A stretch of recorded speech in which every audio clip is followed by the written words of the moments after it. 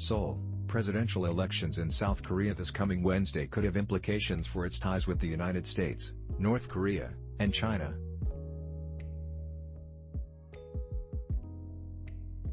But the vote is likely to hinge on domestic issues. In previous elections, politicians largely campaigned along ideological or geographical lines. This time, the race is playing out along generational ones. People in their 20s and 30s make up about a third of the vote, and candidates really want to win them over. A central issue is how these younger voters feel about the generation in power.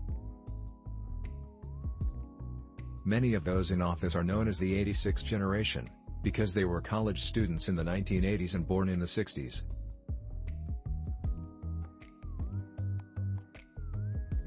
Many of the 86ers were pro-democracy activists, who ousted a military dictatorship that ruled the nation from 1961 to 1988.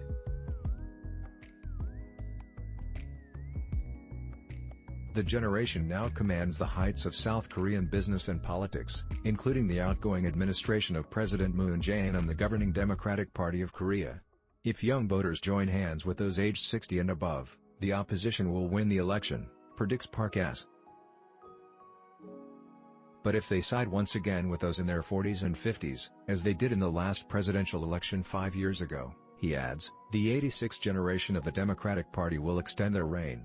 Moon cannot seek re-election as South Korea's constitution limits the presidency to a single 5. Lee Jae-myung is running with the Liberal Democratic Party to succeed him, facing off against Yoon Suk Yeol of the Conservative People Power Party, both born in the 1960s, as well as about a dozen other candidates from smaller parties. Activists of the 86 generation's fight for democracy culminated in nationwide protests in 1987 known as the June Struggle, which led to the first democratic elections in decades of military rule. The movement has inspired pro-democracy activists around the world, especially in Asia, including Myanmar and Hong Kong. But a series of scandals during the Moon administration has led many young South Koreans to accuse the 86ers of hypocrisy, and of becoming the kind of political establishment they once were.